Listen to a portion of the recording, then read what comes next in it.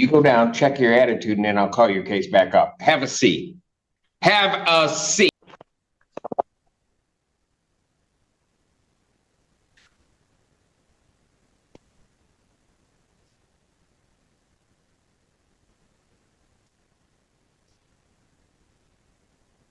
Good afternoon, Your Honor. David Fantier on behalf of the plaintiff. Your name? Kia Fleming. All right. Where are we on this case? Ms. Fleming has a balance of $4,298.39. She indicates that she mailed the rental assistance form to the court on Wednesday. She mailed it on Wednesday? Yeah, I didn't know. I couldn't really hear you, but I thought you said mail it in, so I mailed it in. Well, it needs to Proof be at that the court by that I filled out an SIR with my tracking number and everything. I mean, an SER. I don't have it. So. Well, I sent it in. Your Honor, I'll leave it up to the court what the court wants to do. I don't think her balance is $4,298.39. She's been on rapid rehousing with SOS paying their portion. She's never made a payment to my client. And I reached out, and from what she has said, so I reached out to SOS to see if they were going to be able to help her with the balance. What she indicated to me. Can I talk? They're not going to be able to help. They're not going to be able to help with balance. Ma'am. Let him finish, and I will then hear from I don't like. You want to know what? You don't try to overtalk me, because that will never happen. That's fine. Am I understood? Yes. You know what? I'm going to pass the matter. You go down, check your attitude, and then I'll call your case back up. Have a seat. Have a seat. Man, you about to piss me off. Come on. Keep back talking. You better take that out of here. Oh, don't give me that look. Lee, get her out of my courtroom. Get her out of my courtroom. Welcome back to our video. Inside this courtroom today, a mother accused of stabbing her 15-year-old daughter is asking the judge for a bond reduction from $50,000. Prosecutors say the teen needed stitches and was too afraid to call police herself. The defense says circumstances have changed and supervision can manage the risk. And that's just the beginning, because moments later, another defendant with a history of second chances stands before the same judge. The real question today isn't guilt, it's trust, and whether this court believes these defendants deserve another opportunity. Court will pass that matter. Court does call the case of YPF 16 LLC versus Nakia Turner.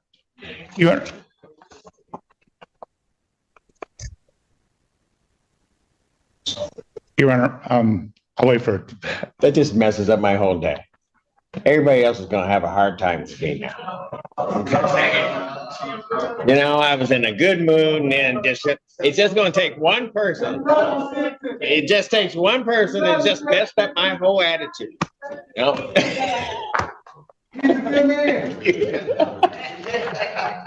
Nakia Turner. Your Honor, I filed an administrative closing on this bankruptcy attorney that there is a bankruptcy in both their names. Okay. And so I gave to... and I will sign the order for administrative closing. Great. Got it. And YPF 16 versus Christina Morgan. That matter's dismissed on plaintiff's motion without. And so we only have her? Yes.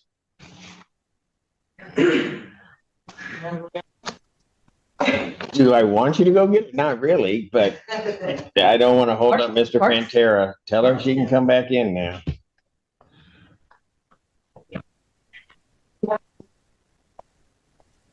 You know, people, if she don't act right, it's going to get bad. No, hey, I'm just telling you. I'm just giving fair warning.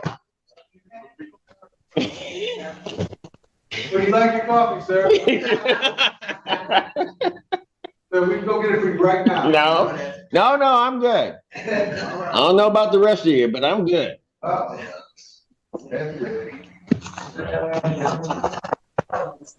We respect you, sir. Your Honor, if you want to pass. I'll pass it, and then.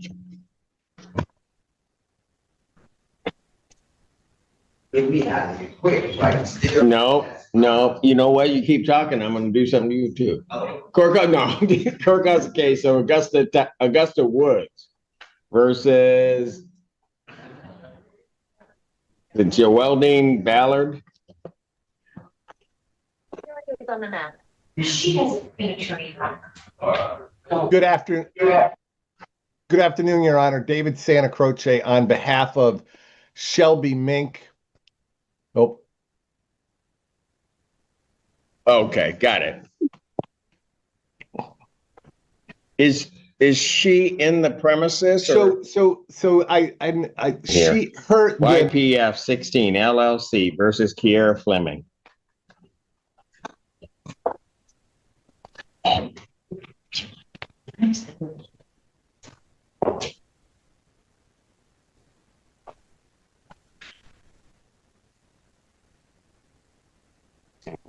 Parties have returned. Mr.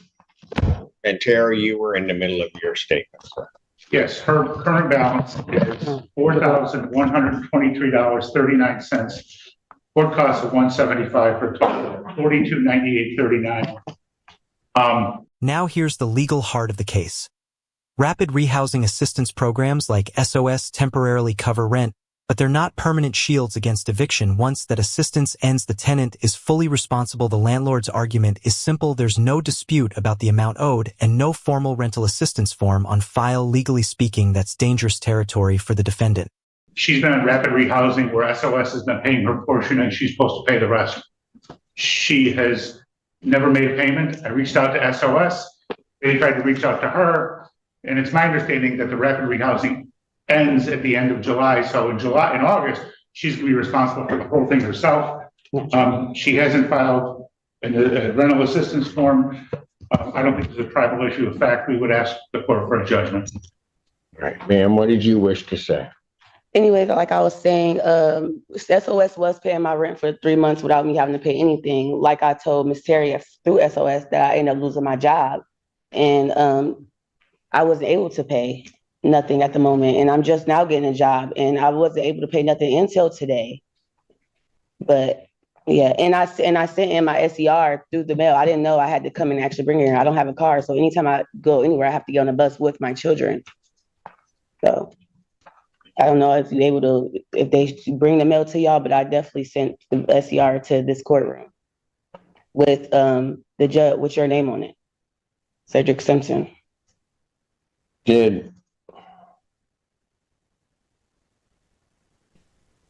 But SOS doesn't stop.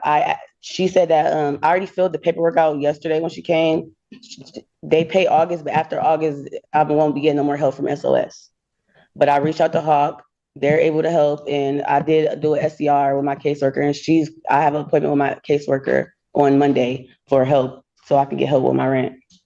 And I'm able to pay altogether $900 today, but that's all I can afford.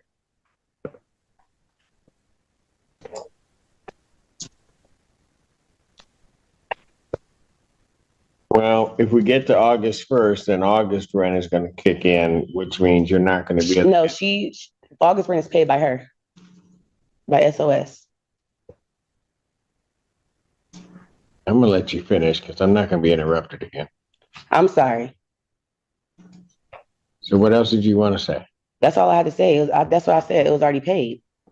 August month is already paid. That's why she came over yesterday and I filled out the paperwork. So August month to be paid. After August, September, I won't be getting no help after August, is what I'm telling you. If SOS pays in August what they paid in July, it would be $650 on a $1,300 apartment, which would mean she'd be responsible for the other $650. That's not true. But even without, let's assume that for the sake of argument that SOS is going to pay the whole thing. She still has a $4,200 balance. And I don't think there's any way that's going to be paid. And she hasn't filed the form, even though, you know, the previous person heard you just fine last week when you said, we get it here within 5 days. It wasn't here within 5 days. We'd ask for a judgment today. I did turn it in within 5 days. You said turn it in Wednesday, which I did turn it in Wednesday. And who is he to say that I won't have all of it paid? Like, you don't know that. I didn't know I can get as much help as I did until I reached out to all these companies. And I was unemployed for a while, which I just got a job. I just started working 3 weeks ago. So this is my first check. You have to wait 2 weeks in a hole to even get your first check. Your Honor, I'm willing to extend the judgment, normally be the 28th. If we were to extend the judgment to August 4th,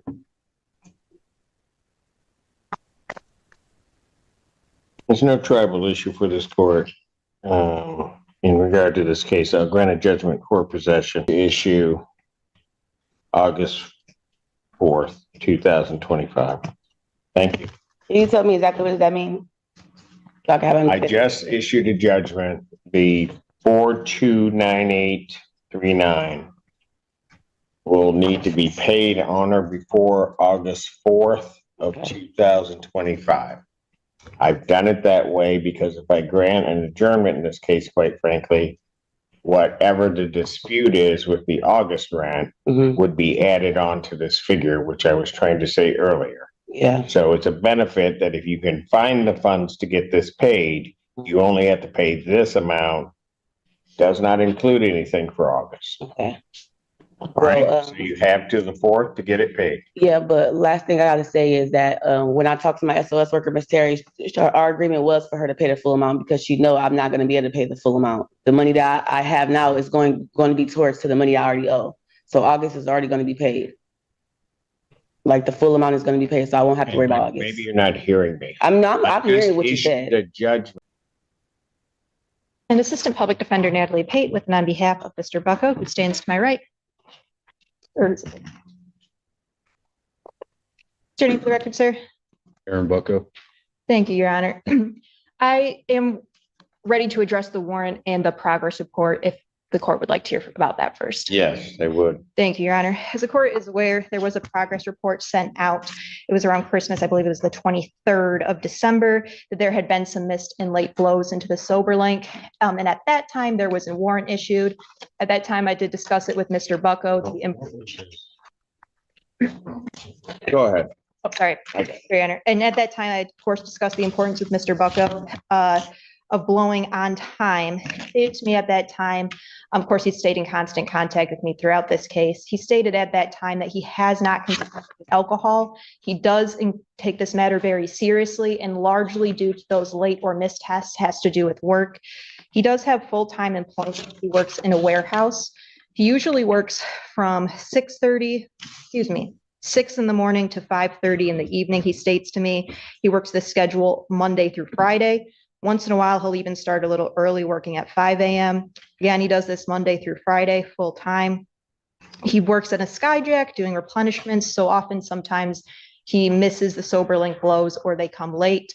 I did receive also a letter or an email. He's got a 3-hour window, so he's up for 3 hours. Are you up for 3 hours at a time, Mr. Bucko? Could be, it's different every time. And I did discuss that with him and asking about if we could request the court to switch to a scram tether. He is asking at this time if the court would consider recalling the warrant and putting him on a scram tether. He did complete an alcohol screening and assessment through Ron Schwartz, which I just received yesterday afternoon and provided to Mr. Siller yesterday afternoon. That being said, there is a potential resolution in the works. So I guess I'll comment further on that a little bit. But I also received a letter in support via email from his mother, who one of the quotes in the letter was that she's not a mother who says that her child will do no wrong, but she did want to say that although she acknowledged this was a serious charge, but acknowledged that Mr. Bucko did take this seriously. And to her knowledge, she does not believe him to be drinking and does believe that a lot of this was due to the scheduling and the blows. I believe that Mr. Bucko will be able to show the court that he is abstaining from alcohol and is taking this matter seriously if he is able to be placed on a scram tether so that he can show that he has not been drinking. I do acknowledge as well that since that warrant was issued in end of December, that there was only one, based on the progress report I just received the other day, there was one further late blow. It appears that it was a 37-minute late blow. I'm not. Yeah, but that does not paint an accurate picture, because what we had was he had numerous late blows prior to December 8th. We didn't just issue the warrant on him. We sent an order telling him he needs to comply with it, or the court was going to have to take further action. That is, yes, Your Honor.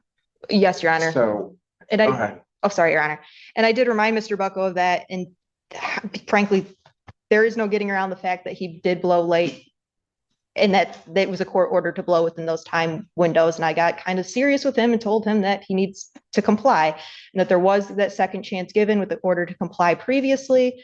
Then there was the additional progress report that was submitted the end of December. Then the warrant. Since then, there has only been one late blow. Mr. Bucko does maintain he has abstained from alcohol. I'm not in receipt of any reports that he did test positive at any time for alcohol. Quite frankly, I'm asking if the court would give him yet another chance and put him on a scram tether so that we alleviate the whole window time.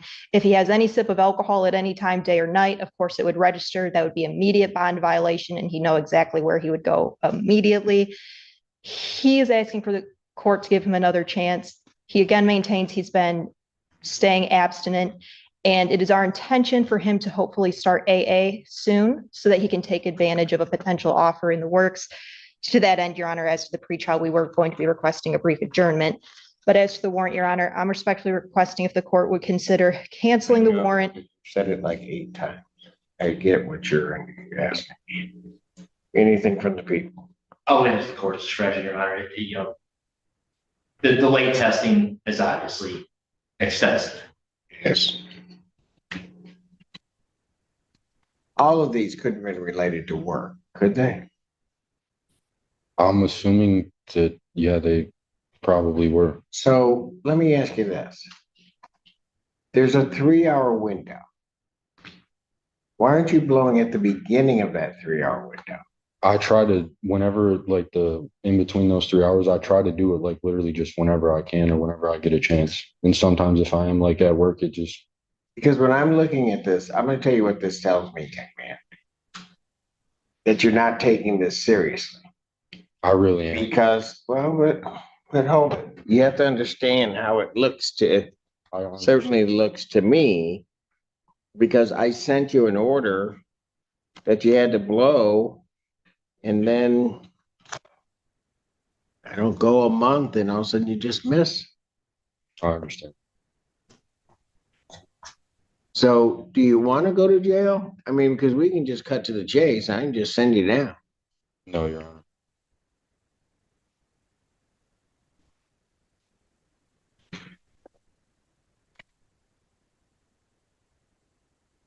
Here with you. My mom, my dad, and my girlfriend. Okay, there's dad back there. Mom, I think I saw them moving to try to get closer.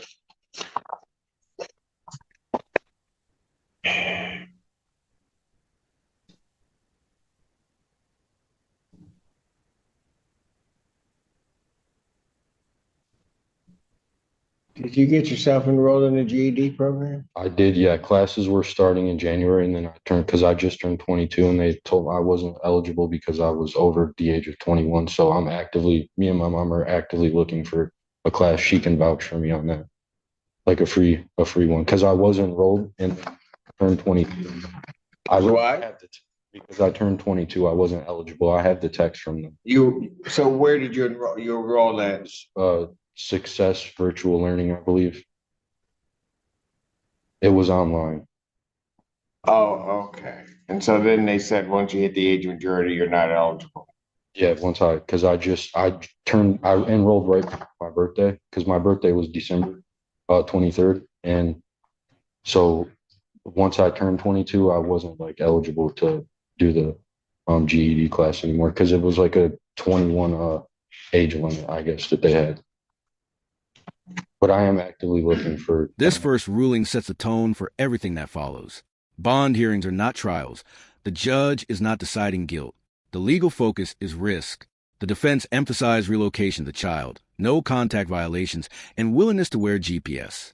But the prosecution introduced something that shifts judicial analysis immediately. Documented injury requiring stitches, alleged threats, and a prior domestic violence conviction. When past violence meets a new allegation involving a minor, courts often move from sympathy to pattern recognition. That's exactly what happened here. The judge highlighted a contradiction, claiming no violent history, while a prior DV conviction exists. At this stage, the court isn't weighing innocence. It's weighing escalation. And when the judge sees potential risk increasing, Bond stays firm. Now watch how the same theme of credibility and second chances carries directly into the next defendant's hearing.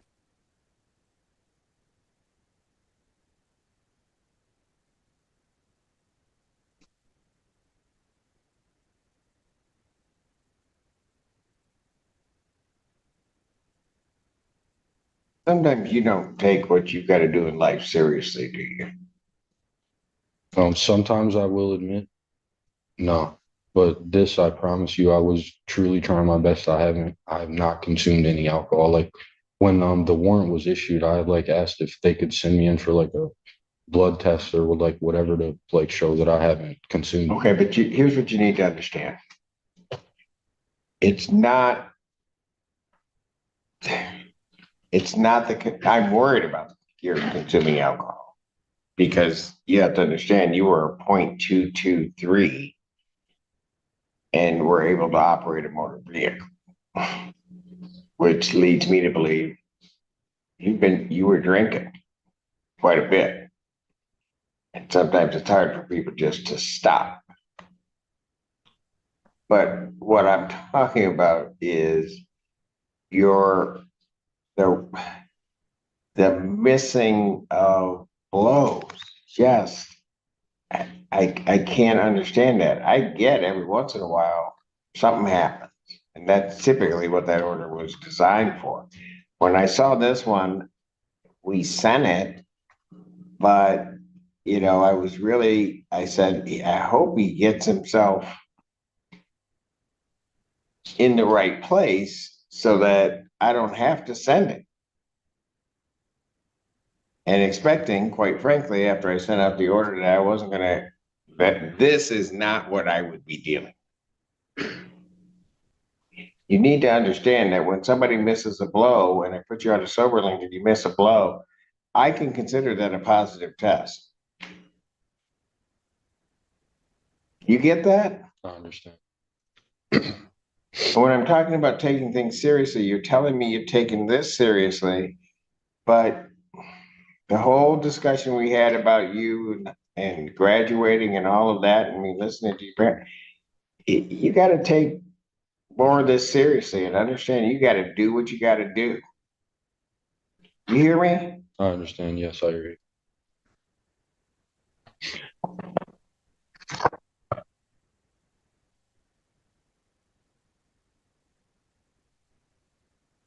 Mom, you want him back?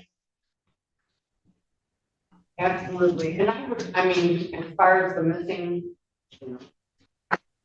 he doesn't have a license. He can't drive himself to work. Some of his rides are only able to pick him up at 4 o'clock in the morning.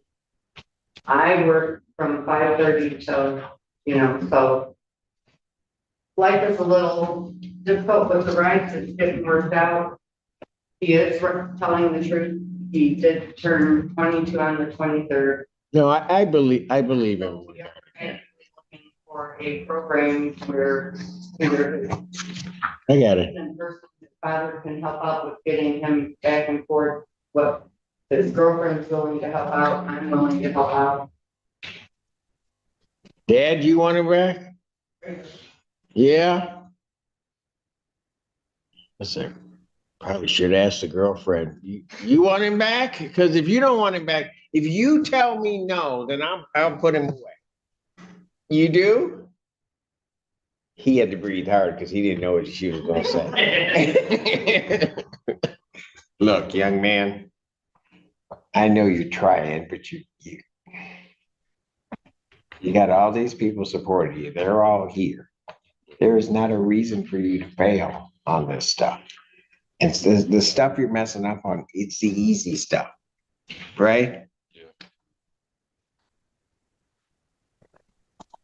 I'm going to say it again. You are 0.223.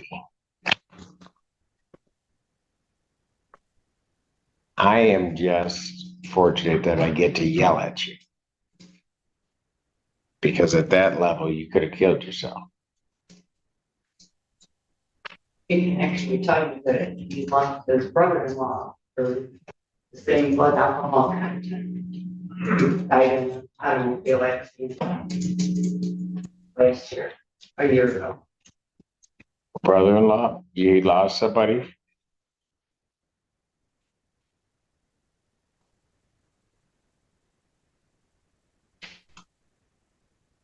So you really know how lucky you are, right?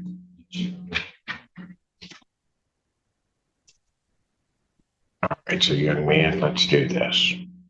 Let's just try to start again. I'm not gonna lock you up. Okay?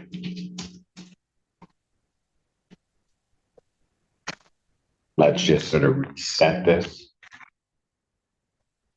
Let's try to get you back on track. You're 22. Let's just get you back on track and let you try to do some great things in this world. How about that? Thank you, Your Honor.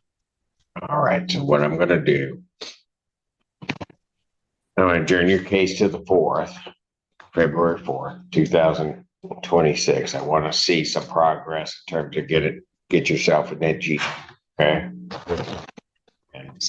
And what I'm going to order, we'll do an order now. I'm going to order that you report over to the Department of Community Corrections. It's best to do it before you leave here. You have your sober link with you? Yeah. Okay. So you have to turn that in. I'm going to put you on a scram tether. I'm going to give you a shot. And I'm going to tell you right now, most people with this blood alcohol level that don't comply with sober link, I don't even trust them on a scram. Thank you, Your Honor. And I usually just lock them up and that's it. I'm gonna give you a shot. Thank you. You gonna let me down? No. You better not. I will not. You know how I am. I get cranky. Right? You have my word. Thank you very much. You're welcome. All right, we'll see you on the 4th. All right. Thank you folks for coming down and supporting him. Thank you, sir. You're welcome.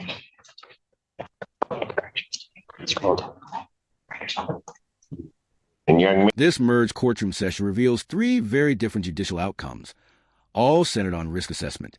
In the first case, allegations of violence against a child combined with prior convictions led to a firm bond denial. In the second, a defendant previously released was accused of committing a new serious offense within days, and the judge made clear that prior leniency has limits. But in the final hearing, despite repeated missed alcohol monitoring tests and a dangerously high prior blood alcohol level .223, the court chose structured supervision instead of incarceration. Why? Because the judge saw support, effort, and an opportunity for correction, but issued a clear warning that future violations would not be tolerated. These hearings prove one thing. Bond decisions are about credibility, history, and whether the court believes change is real. If you found this case as intense as we did, hit that like button. Share your thoughts in the comments, and don't forget to subscribe for more powerful courtroom breakdowns.